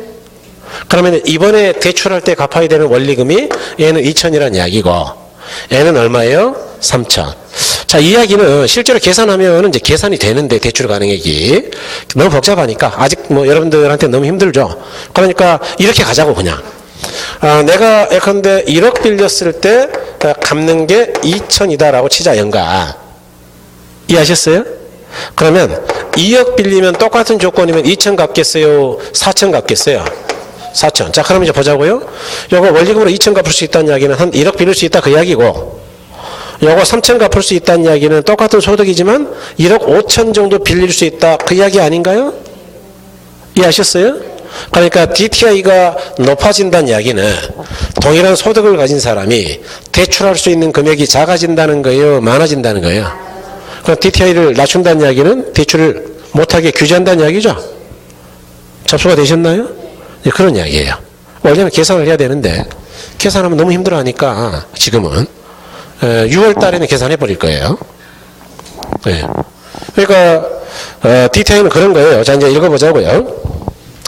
DTI란 이런 것으로서 DTI 비율이 낮을수록 자신의 소득으로 부채를 상환할 수 있는 능력이 높다. DTI 규제는 소득 수준에 따라 갚을 수 있는 만큼만 대출해주는 규제로 DTI가 40% 적용될 경우 연소득 4천만 원 차입자가 원금과 이자를 합해 연간 갚는 돈이 40%인 1,600만 원을 넘지 않는 한도 내에서 돈을 빌려준다는 것이다. 대략 이해가 됐죠 이제? 그러니까 DTI가 높아지면은 더 빌릴 수 있다는 이야기고 더 갚는다는 이야기니까 DTI가 낮아진다는 이야기는 덜 빌린다 그 이야기예요. 조금밖에 안 갚으니까. 그래서 그런 이야기. 다음은 이제 351쪽의 5번의 저당 위험인데 여러분 채무불이행 위험이라는 거는 뭐 이미 다 알죠. 채무불이행이 뭐냐? 안 갚겠다 그 이야기 안 갚겠다. 민법에서 공부하잖아요. 저당 대부를 제공할 때 대출 기한은 차입자가 원금과 이자를 제때 지불할 수 있는가에 많은 관심이 있다. 차입자가 원금과 이자를 제때 지불하지 못할 위험 이런 걸 뭐라 그런다고요? 채무불이행이다. 채무를 이행하지 않겠다 그거 아니에요. 불이행이니까. 그래서 예컨대 은행에서 전화해가지고 아니 이번에 원금 이자가 안 들어왔는데 어떻게 된 겁니까? 그러면은 이분이 죄송합니다 내일까지 넣을게요 이렇게 이야기하는 게 아니고 배째세요 이렇게 이야기하는 게 채무불이행이다.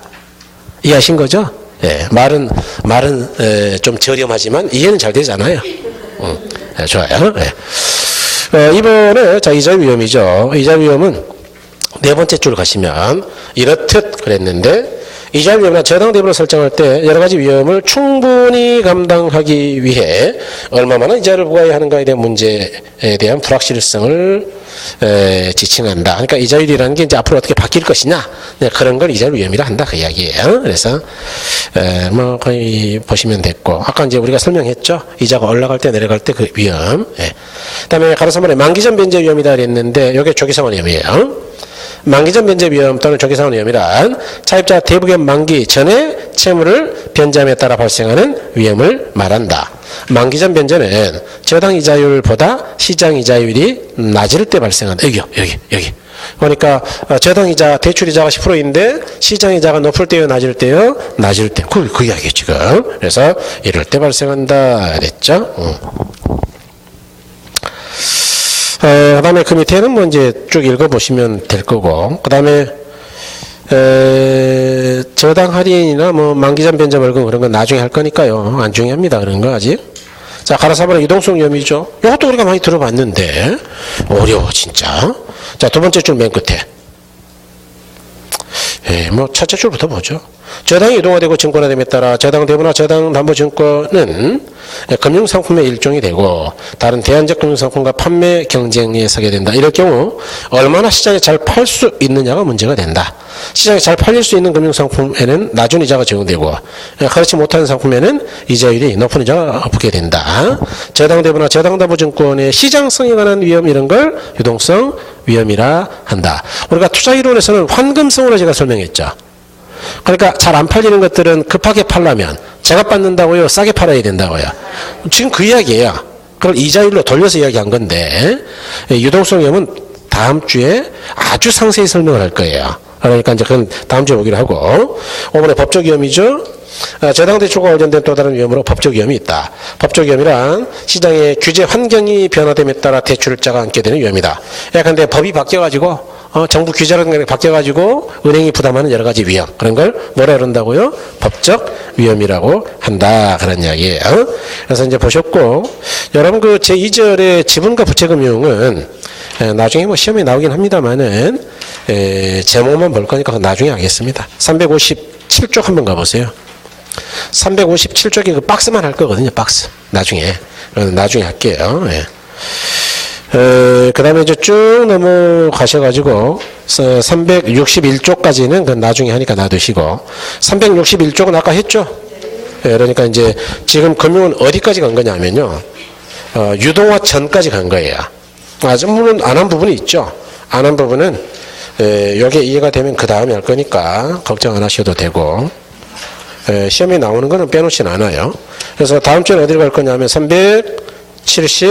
373쪽을 갈 예정입니다. 373쪽.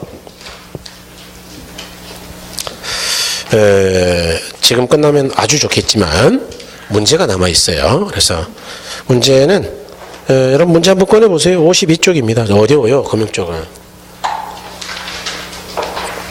그래서 웬만하면 지금 풀고 싶은 생각이 추호도 없는데, 뭐 약속은 했으니까 일단 2월 달에는 풀어야죠. 우리가 구정 전주에도 했는데 진도가 지금 뭐 영 만만치 않아요. 그래서 감정평가 쪽을 지금 거의 손을 못 댈 것 같죠. 전반부를 해야 되는데, 그래서 만약 손을 못 대게 되면 제가 나중에 보강을 잡을 겁니다. 보강을 잡아가지고 일단 그 평가 쪽을 한번 할 거예요. 그래서 그건 뭐 그렇게 하는 걸로, 아니면 뭐 다른 시간에 뭐 해도 좋긴 한데 어쨌든 보강을 잡을게요. 일단 보강은 3, 4월 안에 잡아가지고 하면 되겠죠. 뭐. 52쪽에 자 5장 금융론이죠. 그래서 자 부동산 금융 기초인데, 다음 주택금융 의의 또는 기능에 대한 기술이다. 타당하지 아니한 거 그랬죠. 그래서 동남아 주택금융은 주택 소요를 주택의 유효 수요로 전환시켜주는 역할을 한다. 그렇죠. 그러니까 돈이 없는 사람은 소요라 그러죠. 가난한 사람. 그런데 돈 빌려가지고 집을 살 수 있으니까 수요가 된다, 그 이야기지. 이번에 정부의 주택보조금은 주택소비금융에 속하고 저당대출은 주택개발금융에 속한다 그랬는데 둘 다 소비금융이죠. 아까 저당대출은 소비자가 빌리는 거잖아요. 건축대부가 개발금융이니까. 그래서 2번 틀렸고요. 3번에 주택경기 부양을 유도하고 전반적 경기조절 기능을 수행하게 된다. 아까 이야기했고. 4번 주택금융이 주택시장기구를 조절하는 데 기함으로써 주택시장 작동을 원활하게 한다. 좋아요. 5번에 주택금융은 임차가구의 자가주택 소유를 확대하는 데 기여한다. 그래서 옳은 이야기이다. 그렇죠. 그래서 2번이 틀렸고. 자, 2번. 우리나라 주택금융제도에 대한 설명으로 틀린 거 그랬는데 주택금융제도의 목적은 국민의 주거복지 또는 생활안정 또는 주택경기 활성화나 가격 조절 기능 같은 것들 아까 이걸 기대효과라고 읽어봤어요. 그래서 옳은 이야기고 이번에 전세는 비공식적인 주택금융수단이라고 할 수 있다. 그렇죠. 전세가 뭐냐면 사실은 돈 빌리는 거예요. 내 집을 사는데 내 돈 가지고 다 안 되니까 내 돈으로 한다고요. 전세입자 돈을 빌리는 거라고요. 그러니까 공식적인 금융은 아니지만 비공식적 금융이다. 사금융의 일종의 사금융. 개인 간의 금융. 그래서 이건 우리나라밖에 없는 아주 고유한 제도예요. 어떤 분들은 중국과도 있지 않을까요? 없어, 중국에. 중국은 전세가 없고 다 월세예요. 그것도 선불월세야, 중국은. 미국 애들하고 똑같아요, 중국 애들은. 1년치 딱, 예컨대 30만원씩 360 딱 냈다. 1년 지나면 돈 안 내면 나가라, 걔들은. 얄짤 없어요. 무조건 나가라, 걔들은. 또 당연히 쥐가 나가는 줄 알아. 깽판 안 치고 돈 없으면. 그래서 싼데 다른 데로 가는 거예요. 지금 구루마에다 끌고. 우리나라나 전세가 있는 것이 없어요. 제가 볼 때 전세는 없어져야 되는 제도죠. 제가 볼 때는 그래요. 다음에 3번에 주택건설업자의 주택 3분양은 비공식적 주택금융의 일종이다. 그러죠. 아까 제가 그랬잖아요. 3분양이라는 게 자기 돈으로 건축하는 거예요. 남의 돈 빌려서 하는 거예요. 그런 꼴이라니까 이게. 그러니까 건축업자는 그냥 이자 안 내고 돈 빌려 쓰는 거예요 이게.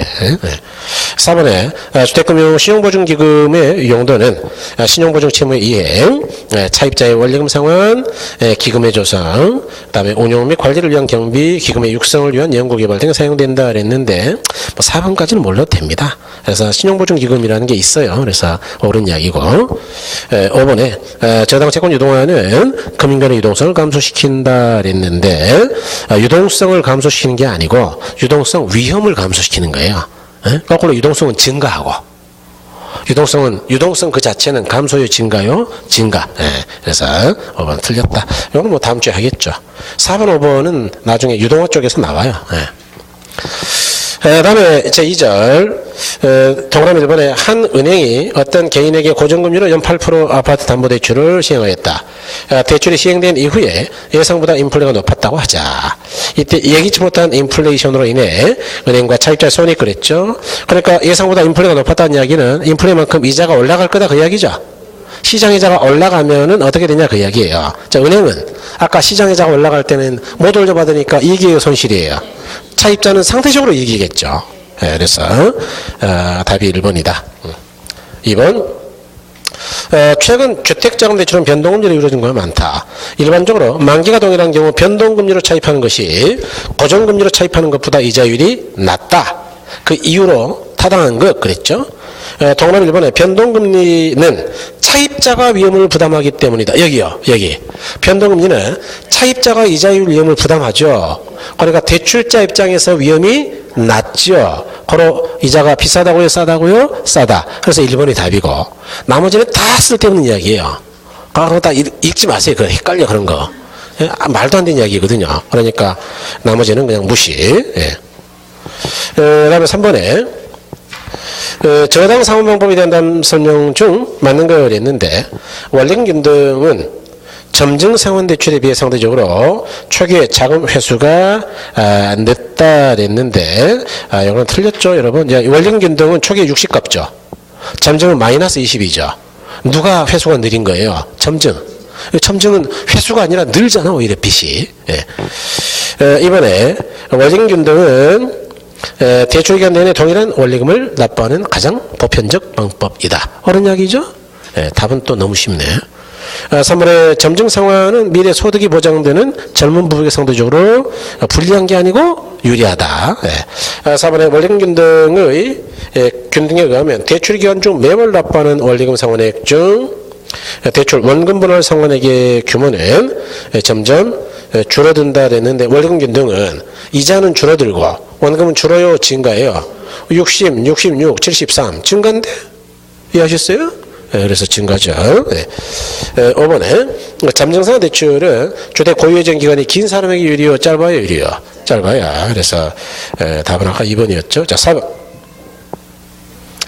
주택 저당 대출을 설명한 것이 다 틀린 거 그랬죠. 동그라미 1번에 고정금리 대출은 대출 계약 당시 약정한 금리로 초기부터 만기까지 원리금을 상환하는 방식이다. 그래서 옳은 이야기죠. 자, 2번 변동금리 대출은 사전에 약정한 방법으로 일정 기간마다 대출 금리를 올렸다 내렸다 조정하는 것 좋아요. 3번에 대출 기간은 이자율 변동에 따른 손실 위험을 회피하기 위해 고정금리 대출 상품을 판매한다 그랬는데 아니고 변동금리죠. 변동금리. 차입자액 증가하려고. 그다음에 4번에 시장이자율이 약정이자보다 낮아지면 고정금리 대출 차입자에게는 조기상환의 유인이 생긴다가 그랬죠. 5번에 시장이자율이 약정이자보다 높아지면 대출기관은 수익 손실이 발생한다. 수익성이 악화된다. 그랬죠. 이런 게 이렇게 잘 나온단 말이에요. 시험에. 5번. 다음 중 주택 저당 대출 방식에 대한 설명으로 가장 적절치 않은 것 그랬죠. 그래서 동그라미 1번에 원금 균등은 대출자 측에서 볼 때 원금 회수 위험이 원리금 균등 상환 방식보다 상대적으로 적다. 옳은 이야기죠. 원금 균등은 100만 원이나 회수됐고 원리금 균등은 60밖에 안 됐죠. 그러니까 위험이 크다고요? 적다고요? 적다. 네, 좋죠. 동그라미 2번에 잠정상 대출은 초기 차입자의 원금 상환 부담이 원금 균등 및 원리금 균등 상환 방식보다 크다 그랬는데 초기 차입자의 원금 상환 부담은 잠정은 마이너스 20, 원리금 균등은 60, 원금 균등은 100이니까 커요. 제일 적어요. 제일 적지. 말이 안 되죠. 다음에 3번의 변동금리 대출 방식은 대출 시에 발생할 수 있는 이자 위험을 차입자에게 전가할 수 있다. 4번 원리금 균등은 원금 균등에 비해 초기에는 원리금의 지불액이 적다 그랬는데 옳은 이야기죠. 원금 균등은 초기에 합계액이 200, 그 다음에 원리금 균등은 160. 그러니까 맞는 이야기네요. 그렇죠? 그 다음에 5번에 잠정상 대출 방식은 미래 소득 증가가 예상되는 신혼부부에게 유리한 대출 방식이다. 그래서 옳은 이야기다. 아까 2번이 답이었고. 자, 6번. 자, 주택금융에 대한 다음 설명으로 옳은 거 그랬죠. 그래서 1번 보니까 원금 균등과 원리금 균등의 1회차 벌불이백은 동일하다 그랬는데 말이 안 되죠. 원금 균등은 200이고요. 원리금 균등은 160입니다. 이렇게 저는 숫자로만 할 거예요. 숫자로. 정확하게. 이해하신 거죠? 그래서 연습하셔야 됩니다. 이번에 변동금리와 고정금리 이자율이 같고 향후 금리 상승이 예상되는 경우 차입자는 변동금 대출이 고정금 대출보다 유리하다 그랬는데 바보도 알겠네. 불리하죠. 향후에 금리 상승이 예상된다 그러면 변동금리는 이자가 싸겠어요? 계속 올라가겠어요? 올라가니까 손해죠. 이해하셨어요? 금리가 올라갈 것 같을 때는 못 올리는 고정금리로 빌려야지. 그래서 말이 안 되고 3번에 일반적으로 차입자의 소득과 담보부동산의 가치는 시간이 지날수록 증가하는 경향으로 인해 차입자의 채무불이행 위험은 높아지는 거예요. 소득이 증가하니까 감소하는 거예요. 감소죠. 그래서 감소한다. 그다음에 4번에 변동금리부 주택담보대출의 이자율의 조정 주기가 짧을수록 이자율 변동 위험은 차입자에서 대출자로 증가된다 그랬는데 여기 주택담보대출의 이자율 조정 주기가 짧으면 짧을수록 이자율 변동 위험이 증가가 빨리 돼. 주기가 짧으니까 막 빨리 바꾸니까 빨리 되는데 그 누구한테서 누구로 가는 거예요? 여기 보세요. 대출자에서 차입자에게 증가가 돼야지 반대가 되면 안 되죠. 그래서 차입자에서 대출자가 아니고 대출자에서 차입자. 좋아요. 5번에 차입자가 대출액을 중도 상환할 경우 원금 균등 상환은 원리금 균등 상환 방식보다 대출 잔액이 적다. 옳은 이야기죠. 여기 보세요. 여기. 자, 1년 지난 다음에 중도 상환 해보자고요. 얘는 100 갚았으니까 잔액이 900. 이해하셨나요? 얘는 60 갚았으니까 잔액이 940. 그러니까 이쪽이 크다고요? 적다고요? 적다. 원금 빨리 갚았으니까. 그러니까 연습돼야 되는 건 이제 느끼셨죠? 이게 안 되면 못 풀어요. 미안하지만 이게 막 머리가 어지럽습니다. 이거 잘못하면. 7번. 점증 또는 원금 또는 원리금 등 세 가지 대출 방식 중 다음 질문에 가장 적합한 방식. 기업번의 차입자의 첫해 월 불이백이 가장 적은 것, 그러면 빤한 것 점증. 80밖에 안 되니까 80. 그 다음에 4번, 첫해 월 불이백 납부 후 만기 이전에 중도상환할 경우 미상환 대출 잔액, 즉 잔액이 가장 적은 것, 그러면은 원금. 아니, 원금 많이 갚아야지 잔액이 작지. 원리금이 아니고 원금 균등. 좋아요. 그래서 답은 1번. 자, 그 다음에 8번 문제는 주택담보대출이라는 옳은 거 그랬는데 1번에 CD금리가 상승하면 CD를 기준금리로 하는 변동금리 주택담보대출의 금리는 반대로 하락하는 게 아니고 상승. 따라서 올라가야 되니까 기준금리를. 2번 대출 시점에 고정금리 주택담보대출의 금리가 변동금리 주택담보대출의 금리보다 높다. 맞죠 이거? 변동금리가 상대적으로 싸다 그랬으니까 고정금리는 좀 비싸겠죠. 2번이 답이고. 3번에 주택담보대출금리가 하락하면 정상적인 주택의 수요는 이자가 싸면 감소요 증가요? 그러니까 줄어드는 게 아니고 증가겠죠. 4번에 대출금리가 고정금리일 때 대출 시점의 예상 인플레보다 실제 인플레가 높으면 금융기관에게는 거꾸로 손해고 차입자에게는 이익입니다. 그래서 반대야. 그래서 틀렸다. 왜냐하면 예상 인플레보다 여기요. 안 지웠네 다행히. 그러니까 이제 이런 이야기예요. 은행은 나는 무조건 3%는 벌어야 돼. 왜냐하면은 예금한 사람들 이자도 주고 애들 월급도 줘야 되니까. 그런데 인플레가 2% 예상되길래 5% 대출했다 그 이야기예요. 근데 실제 인플레가 2가 아니고 실제는 이보다 높아가지고 10이다. 와, 이거 너무했나 이거? 너무했네요. 4다 4. 그러면 원래 같으면은 4를 더해가지고 7을 받아야 되는데 5밖에 못 받은 거예요. 그러니까 대출자는 당연히 손해야. 이해하셨어요? 그래서 예상하지 못한 것만큼 손해를 봐요. 그다음에 이번에 대출 비율, 대부 비율이 거의 이렇게 한글만 보면 안 돼요. 영어 봐야 정확하잖아. LTV, loan to value, 뭐 대부 비율이라 그랬다가 대출 비율이라 그랬다가 어떤 사람은 융자 비율, 어떤 인간은 또 담보 인정 비율 이렇게 용어를 마음대로 써요. 자기들 마음대로. 나쁜 새끼들이라니까. 그러니까 정해놔야 된다니까. 제가 그랬잖아요. 이렇게 이런 출제자 때문에 우리가 미치겠다 그 이야기예요. 대부 비율이 높아질수록 주택담보 대출 금리는 낮아진다 그랬는데 이건 상식이죠. 많이 빌려주면은 안 갚을 수 있으니까 위험이 크니까 이자가 싸겠어요, 비싸겠어요? 비싸요. 이해하신 거죠? 비싸요. 9번 돈을 좀 빌려보면 금방 아는데 이런 거. 그러니까 대출을 이빠이 땡겼으면요 은행에서 이자 좀 더 달라 그래요. 정말로. 우리가 대표적인 게 뭐냐면은 그 경매할 때는 우리가 대출을 이빠이 땡겨 쓰는 편이에요 보통. 기본 80% 되니까. 아무튼. 그 10%는 이제 그 경매 응할 때 처음에 넣잖아요. 경매 그 낙찰 받으려면 10% 넣는 거예요 현찰. 10% 넣었으니까 이제 남은 게 90%인데 그 중에 80%는 무조건 대출이 돼. 그러니까 10%만 나중에 더 가져가면 이제 잔금 지급하고 끝나는 거예요. 그리고 이제 명도 받아가지고 이제 뭐 인테리어 좀 고치고 팔아먹든지 뭐 집에 들어가 살든지 알아서 하는 건데, 그럴 때는 이자가 좀 세다고요. 경락잔금 대출은 좀 세요 약간. 많이 빌렸거든. 재주가 좋으면은 뭐 85% 정도도 빌릴 수 있어요. 잘 안 해주죠 웬만하면. 그번에 다음 중 대출 실행 시점에서 총부채 상환 비율이 가장 높고, 이런 건 좀 어렵죠. DTI가 가장 높고, 그 다음에 대출 실행 후 10년이 되는 시점에서 대출 비율이 가장 낮은 상환 방식 그랬는데 이거 뭔 말이냐. 그럼 DTI가 뭔지 알아야 돼 또. DTI가 처음에 낮다 그랬어요? 높다 그랬어요?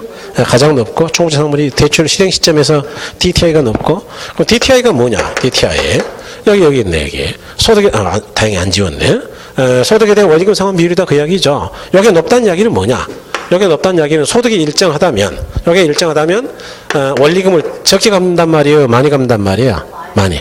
그러니까 원리금액이 많은 방식이 뭐냐 그 이야기예요.